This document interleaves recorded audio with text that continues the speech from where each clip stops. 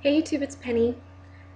Okay, I want to bring you several things that I've been trying to piece together for a while now, and I'm starting to think that I have enough pieces of the puzzle that I can bring it to you and encourage any of you who might receive further understanding to add your comments.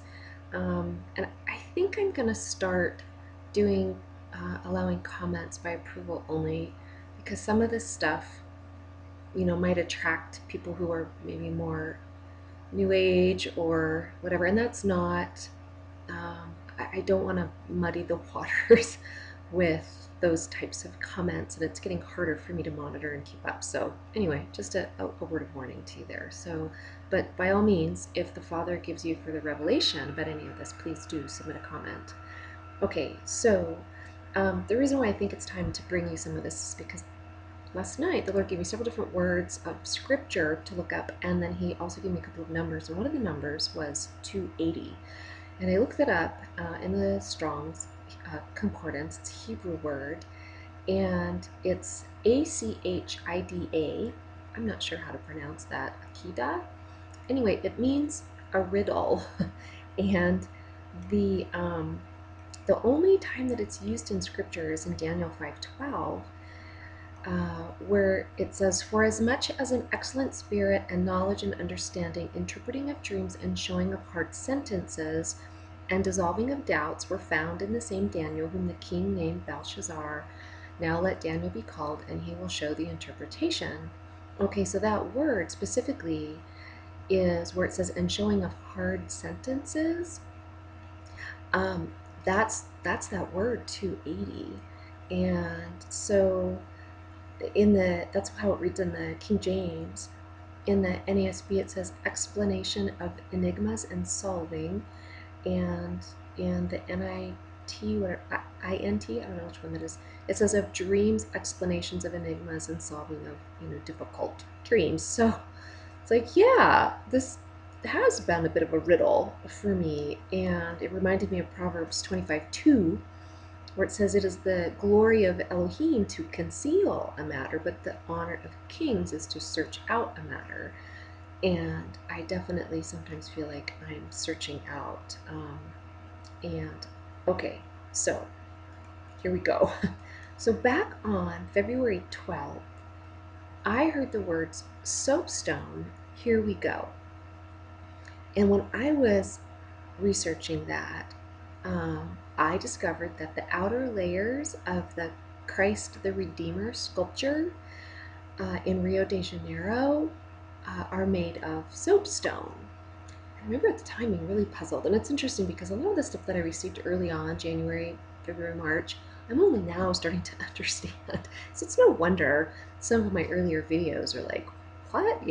So, anyway, so hang in here with me. So on June 27th, Sister Anna, 777AEJ, posted a video about green light, it's a go, that also has to do with this statue, and that there was this green light that illuminated it during the UN climate meeting in Rio de Janeiro, Brazil last month. So and she has received further revelation. So the fact that I heard soapstone, it's a go, and was led to this sculpture, and then now she's getting green light, it's a go, and it's about the sculpture. I believe the Lord is showing us the same thing. So meaning like here we go, like something's being kicked off, and it had to do with this climate summit. Okay, so I'll link to her videos if I didn't already mention that. Okay, so on June 28th, I heard the words "a stock meeting in London," and of course at first I thought like stock market, and then I live out in the country now and realized, wait a minute, no, it's not that, it's like livestock, it's that kind of stock. And so like I looked up the word, and stock in biology means a group of related organisms, a race, a family, a breed, or other related group of animals or plants. Okay, so the same day that I heard this, June 28th, there was an article published in the Huffington Post by a gentleman named Robert Walker, who's the president of the Population Institute. And the name of this article was Looking Beyond Rio to London. Okay, so here's the connection between the Rio and the stock meeting in London. Okay, so a little bit of that article for you says, while Rio Plus 20 did not produce any major environmental breakthroughs, there is hope on another front: population. An international family planning summit convened by the UK's Department for International Development, the DFID, and the Bill and Melinda Gates Foundation will take place in London on July 11th, World Population Day. So this is tomorrow. If all goes well, next month's London summit will produce what Rio Plus 20 failed to produce: verifiable commitments. After 15 years of declining donor nation support for international family planning assistance, aka abortion, that would be a major step towards a better world, in their opinion. Okay, so something else that I heard back on the same day, June 28th, was Nissan 215. And I didn't know what that meant. I mean, Nissan is the first month of the Hebrew calendar. But I didn't know what 215 meant. But then it occurred to me that if you add those numbers together, and I don't normally do stuff like that, numerology stuff. I know a lot of people, who interpret dreams and visions do that, and it doesn't normally occur to me to do that, but in this case I did, and I came up with, Nissan 8 as a result. And so I looked that up, and this past year, Nissan 8 was on March 31st, which is interesting because that was the date I was given as an expiration date. I don't know if you remember that. But I didn't know for what. So Nissan 8 was something called Shabbat Haggadol, Haggadol, which means Great Shabbat. And it's the Shabbat, or Sabbath, immediately before Passover.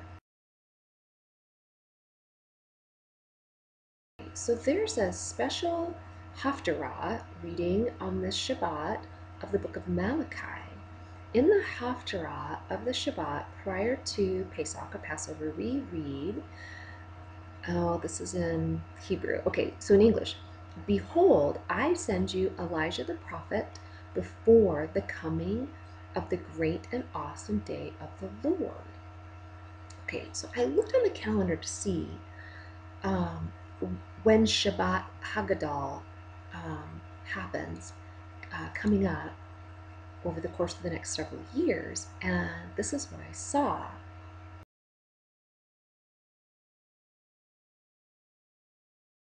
Okay, so if you notice on the thing I have highlighted is next year, it's on Friday at sundown, March 22nd. And that is a date that a lot of people are seeing, including Dewey Bruton, who's been saying for a long time that he thinks that that could potentially even be the flee date. Then let those who are in Judea flee to the mountains. And I'll link to his video teaching here. And it was interesting to me too that I noticed that these dates, even though they vary greatly on the Gregorian calendar, between the months of March and April, they always fall on either the 8th of Nisan or the 12th of Nisan. So I don't know if that's significant, but okay. So and then there's this whole thing in the Obamacare plan, healthcare, that just passed, that people are suggesting has to do with the implementation of a tracking device, an implantable tracking device that will be potentially required beginning on March 23rd, which would be the next date. So if any of that turns out to be true, then it would make sense that the Lord is showing us Nisan, the 8th of Nisan this year, which would be the 12th of Nisan next year, which is March 22nd, which could be the get out of Dodge date. So I don't know if my interpretation on this is accurate or not. Okay, so I think I'm going to end it there and pick up with.